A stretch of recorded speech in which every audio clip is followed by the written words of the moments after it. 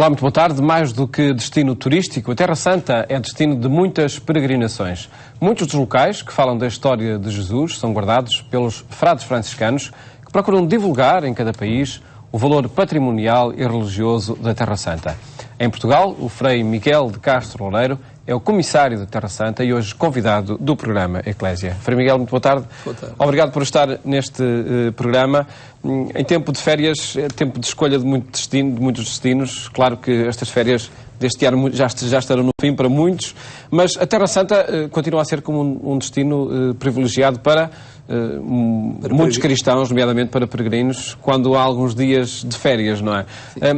A instabilidade da região vai perturbando a escolha deste destino? E assim, eu penso que não há lugar mais seguro para peregrinar que seja a Terra Santa. Apesar de toda a estabilidade, sobretudo que nos aparece pelos meios de comunicação social, que às vezes é muito superior àquilo que acontece lá na realidade. Basta uma pedra arrebentar, que faz-se um anúncio de meia hora de telejornal. E eu, por exemplo, já estive na Terra Santa com um atentado a cerca de 20 km de nós e nós não demos por nada. Foi de Portugal que recebemos a notícia que tinha havido atentado. Portanto, a Terra Santa é um lugar seguro. É um lugar seguro para peregrinar. É um lugar que não é muito escolhido durante os meses de agosto porque é um calor imenso, claro, uma questão geográfica, mas é um lugar super seguro para peregrinar. Temos é que aprender a peregrinar na Terra Santa. Portanto, temos que aprender o que é que lá vamos fazer. Não é uma viagem de férias, é uma viagem que eu não lhe chamaria viagem, chamaria de peregrinação. Porque para fazer viagens fazemos outros lugares. E por isso também todos os programas que incluem a Terra Santa se chamam, ou quase todos chamam peregrinação, não é? Quase todos chamam turismo religioso, nem todos são turismo religioso. Portanto, temos de saber muito bem ler os programas quando vamos à Terra Santa. E aí acredito que o papel do comissariado seja fundamental para definir os programas para essas viagens à Terra Santa. O comissariado tem uma história de peregrinações à Terra Santa e tem um programa já experienciado e muito feito. Não só o Comissariado de Portugal, como os comissariados de toda a Europa, não é? Portanto, o nosso programa não é diferente do Comissariado de Espanha ou dos comissariados de França ou da Bélgica. Portanto, o programa dos comissariados é fazermos um itinerário espiritual na Terra Santa que nos permite a vivência dos lugares santos de uma forma diferente. Não para vermos os templos, mas para vivermos a espiritualidade de cada um dos lugares. E já falaremos desse itinerário. Antes, explique-nos, Frei Miguel, o comissariado em si, onde é que encontramos a sua origem e este envolvimento na guarda e na divulgação dos lugares da Terra Santa? Portanto, a figura dos comissariados da Terra Santa surge em 24 de fevereiro de 1421 por uma bula do Papa Martim V, que é a bula Isque, em que ele institui a figura dos comissariados da Terra Santa para que sejam os comissariados nos seus lugares, nos seus reinos, a poder ajudar os reis católicos a ajudar a missão da Terra Santa, que tinha sido fundada 100 anos antes, 100 e poucos anos antes. Depois disso, o Papa Paulo VI vem voltar a dizer que, assim como no passado, parece hoje, e estamos a falar em 1965, que parece hoje também muito válida e muito funcional a questão dos comissariados da Terra Santa.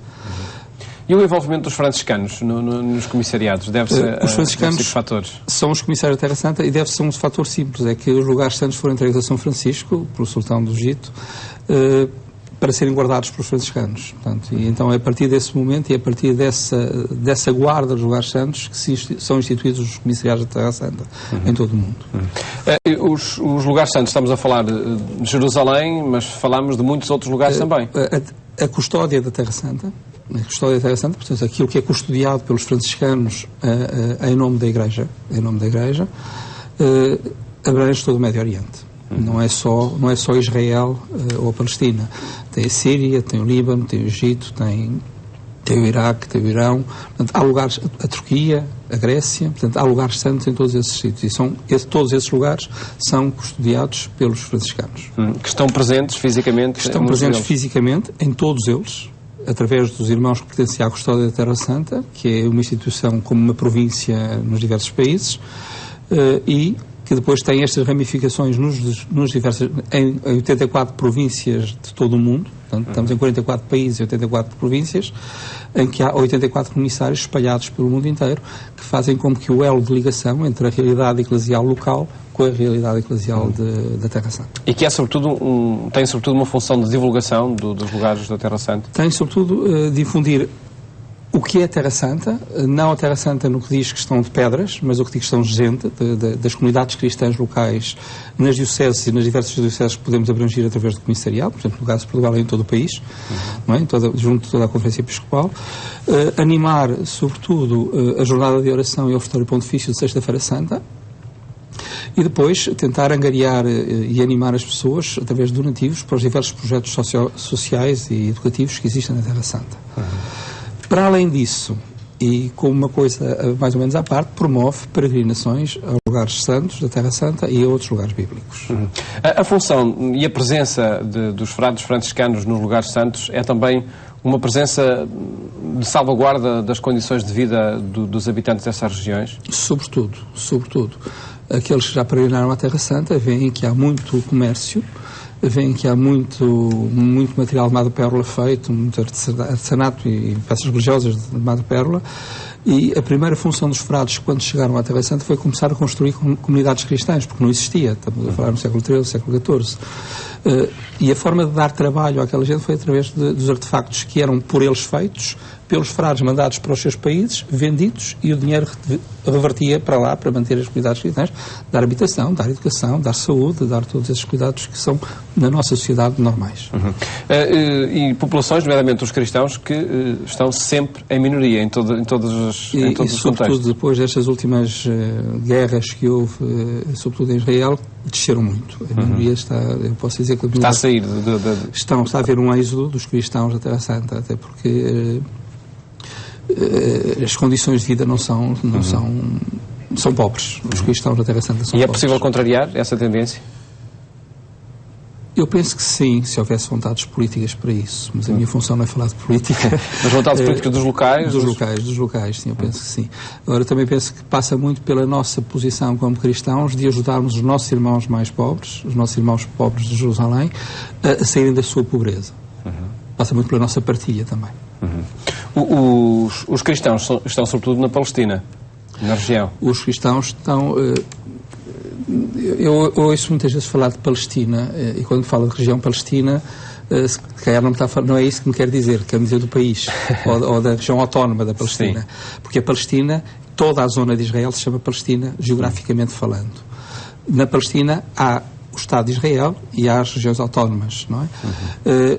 A cidade de Belém é uma cidade cristã, portanto, então, há um maior número de cristãos nos territórios autónomos do que se calhar no Estado de Israel. Mas há cristãos em toda aquela zona do Médio Oriente. Na sua opinião, de que forma é que é preciso ou possível encarar esse diferendo entre Israel e a Palestina, ou as regiões autónomas da Palestina, para que, enfim, é preciso uma resolução para esse problema, que é político, não é? Sim, mas essa não é a minha função, nem lhe vou dar uma resposta. Eu tenho uma visão muito pessoal, por isso não lhe vou dizer. Aquilo que eu lhe digo é que o mais importante é nós sabermos, nós cristãos, quando pregamos à Terra Santa, mais do que irmos ver e irmos visitar, temos que dar testemunho. Um testemunho de paz, de concórdia, de diálogo com todos. Ou seja, temos que estar com irmãos no meio de irmãos, mesmo que eles tenham outra fé e outro credo que nós. E essa é a nossa principal função enquanto peregrinos na Terra Santa. E a nossa principal função como franciscanos vivendo na Terra Santa é estarmos prontos a ajudar tudo e todos, indiferentemente da sua religião. Ajudar também um diferente político que existe já há muitas décadas? Exatamente, somos membros... Podem ser mediadores somos mediadores de paz e a Custódia da Terra Santa tem variedíssimos projetos em que, por exemplo, pela música, no Instituto Magnificat, que é dos franciscanos, ou seja, é da Igreja, e que tem professores judeus e tem professores árabes, ou seja, islâmicos, consegue dialogar e promover a paz nas diversas confissões religiosas e nas diversas comunidades. Acredita então numa mudança cultural e de mentalidade geracional também? Tem de ser. É por aí que se pode chegar a um consenso? Eu acredito que sim. Já falaremos dessas peregrinações antes e estou a olhar para esse símbolo da Terra Santa do comissariado. Não é da comissariado, é da Terra Santa. Da Terra Santa. Da Terra Santa. Cruz. E qual é o seu significado? A Benta Cruz é a cruz de Cristo para todo o universo. Podemos dizer que as 4 cruzes mais pequenas são os 4 pontos cardeais, mas também podemos dizer que são as 5 chagas de Cristo. Portanto, tem 2 leituras a Benta Cruz. A Benta Cruz foi a cruz que os cristãos e depois também os cruzados assumiram como cruz de Jerusalém. hoje é o emblema, é a bandeira da Terra Santa, é a bandeira da custódia da Terra Santa, é a Pentacruz. Quem escolher a Terra Santa como destino de peregrinação, segundo a custódia da Terra Santa, ou o comissariado, o que é que interessa visitar? Interessa visitar todos os lugares santos, todos, começando por Jope, que era onde chegavam os primeiros cristãos. Portanto, todas as nossas peregrinações iniciam pela cidade de Jope, que era onde o custódio, quando chegavam os barcos, ia buscar os cristãos e depois levava-os até a cidade de Jerusalém. Nós fazemos uma caminhada para norte, seguimos para Cesareia, para ver a parte histórica de Cesareia de Filipe, também é importante. Depois subimos ao Monte Carmelo, portanto temos que fazer a geografia da estrada, da geografia do país. Vamos a São João de Acre, onde há uma presença portuguesa muito importante, por causa dos cruzados. Seguimos para toda a zona de Tiberíades, vemos todo o lago de Tiberíades, os Montes Golãs. Vamos depois a Nazaré e depois descemos para Jericó, onde foi o local do batismo de Jesus. Há muitos cristãos católicos que já foram à Terra Santa e que dizem que o Jesus foi batizado no mar de Tiberíades, no mar da Galileia, o lago de Tiberíades, que é onde se faz a invocação de batismo. A partir do ano passado tivemos a sorte e a graça de poder passar a ir todos os dias ao lugar de batismo, que é perto de Jericó. Só se podia ir uma vez por ano por causa do problema político, porque está mesmo na linha de fronteira entre a Jordânia e o Egito, entre a Jordânia e Israel. Depois subimos para Jerusalém e vê-se toda a cidade de Jerusalém, Belém, Ein Karen, e regressa-se a Portugal. Portanto, é uma viagem assim de 8 dias, é preciso 8 dias, não se pode ver a Terra Santa em menos de 8 dias. E faz também o percurso, o itinerário biográfico de Jesus? Não se faz biográfico, não se pode ir a Belém, depois ir para a Galileia, depois voltar, portanto, isso andávamos a perder tempo. Claro, não é sequencial, mas sequencial não, passa-se por todos os lugares bíblicos de Jesus. Nesses locais, são locais para ver, para estar, são locais, sobretudo, que interessa que o papel dos guias aí é fundamental para explicar cada um desses locais? Nós podemos ver estes locais de duas formas. Eu posso chegar a um destes locais e explicar-lhe sem fé aquilo que lá se passou, dizer-lhe aqui passou-se isto, explicar-lhe a arquitetura do edifício e posso-lhe explicar de outra forma, ou seja, com fé, dizendo, aqui na realidade aconteceu, os evangelhos dizem-nos que aconteceu isto, a tradição cristã diz-nos depois também isto, e depois falar do edifício não do ponto de vista arquitetónico, mas do ponto de vista da espiritualidade do próprio edifício. Porque uma das coisas muito importantes para ver na Terra Santa é que os templos cristãos têm espiritualidade, portanto eles têm aquela forma por alguma razão. Têm as janelas daquela forma por alguma razão. E isso é chamar-nos tudo para uma interioridade e para a experiência daquilo que se passou ali, não é? Estou a pensar concretamente, por exemplo, em Dominus Flevit, onde estamos a meio do Monte das Oliveiras e temos uma igreja que é como que uma lágrima. Ali foi o local onde Jesus chorou sobre Jerusalém.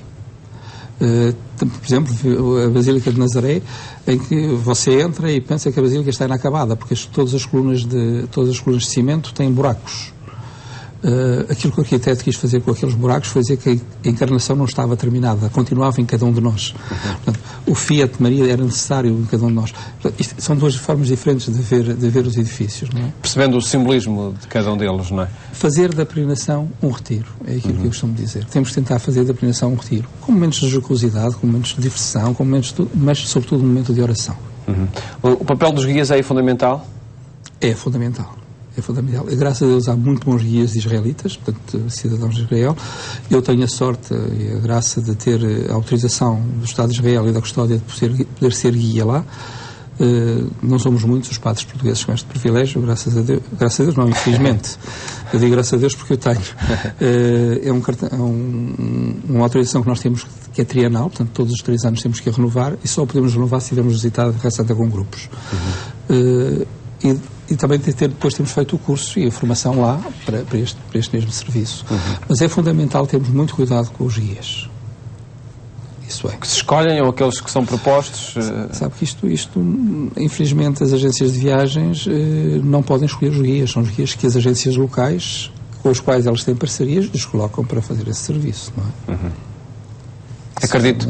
Acredito que existe aí um trabalho de contactos prévios e também uma presença no local com regularidade. Não posso falar desse tipo, porque como o guia sou eu, quando preparo as peregrinações, aquilo que me interessa é qual é a agência que lá me dá os serviços e, sobretudo, quem é o motorista que vai andar comigo, porque quero um motorista que seja árabe, cidadão de Israel, mas que seja árabe, ou seja, que seja muçulmano, para poder entrar com os autocarros nos territórios palestinianos, não ter que andar a saltar de autocarro para outro autocarro, fronteiras. Tudo isso atrasa muito o caminhar da peregrinação. Há estas circunstâncias locais que... Temos que aprender a viver com elas. Os locais da Terra Santa, eles preservam traças originais de há 2000 anos do tempo de Jesus? Nomeadamente nos locais mais rurais, da Galileia, etc. O ambiente que se observa e que se respira corresponde àquele que Jesus passou? Estamos 2000 anos depois, não é?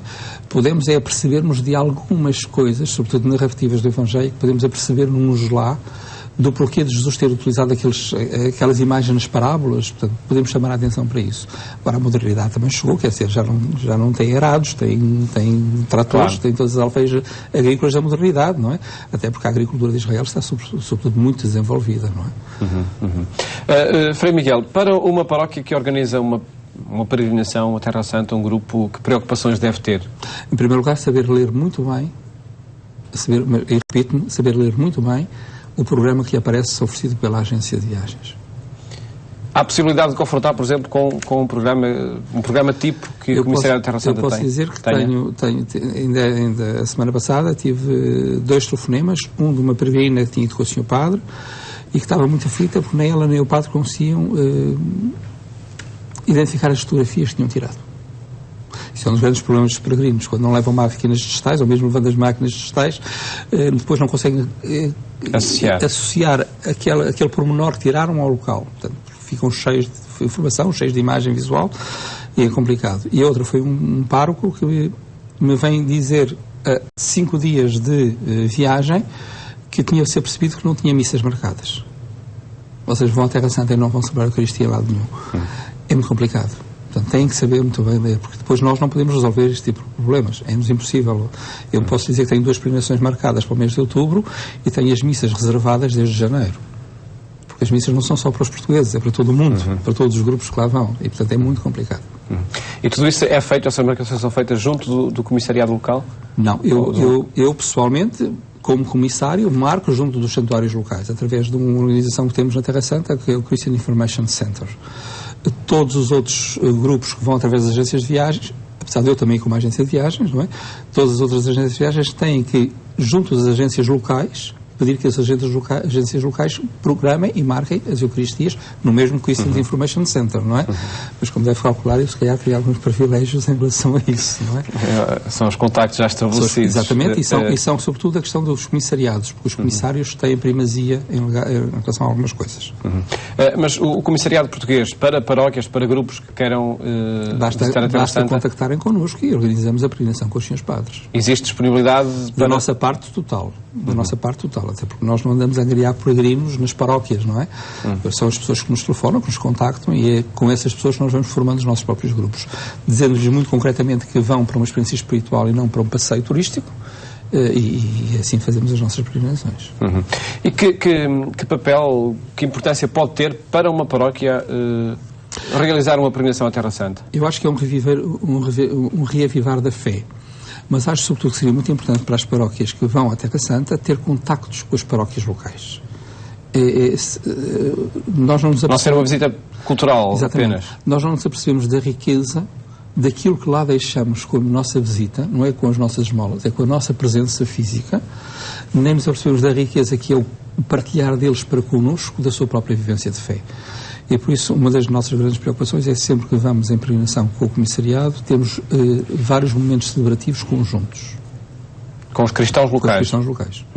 E apesar, enfim, de serem uma minoria, é possível essas celebrações, e eles esperam também há procissões todos os dias nos grandes santuários, há procissões, há celebrações paroquiais, portanto, temos todas essa possibilidade, inclusive temos a possibilidade de visitar uma outra obra social desde que programada. Para as paróquias, quem visita a Terra Santa, que transformações acontecem? Isso eu não lhe posso dizer, porque não sou pároco. Não é? Posso lhe dizer que... Mas tem esse potencial, sim, a peregrinação à Terra Santa? Tem. Eu posso dizer que com a minha comunidade, eu fui durante muitos anos guardião do nosso convento de Setúbal, fui com 2 grupos da nossa comunidade e as pessoas vieram com a fé muito mais viva e com muito mais empenho em se empenharem na vivência da fé aqui na nossa cidade, na cidade de Setúbal. Da parte dos franciscanos, os comissários, mas de uma forma geral nas várias províncias, Há também essa promoção da visita aos locais santos, segundo modelos de peregrinação? Sim, há. E aí a preocupação essencial, qual é?